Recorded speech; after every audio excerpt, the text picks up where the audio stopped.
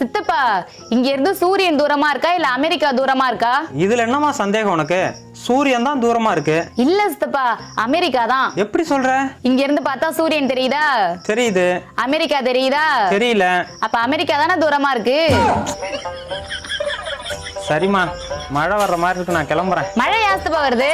அதுவா, நம்ம கொல்லையில விவசாயம் பண்றதுக்கு நம்ம ஊரு குட்டை குளம் ஏரிலாம் நிரம்புறதுக்குமா. அப்படின்னா அங்க மட்டும் மழை பெய்ய வேண்டியதானே?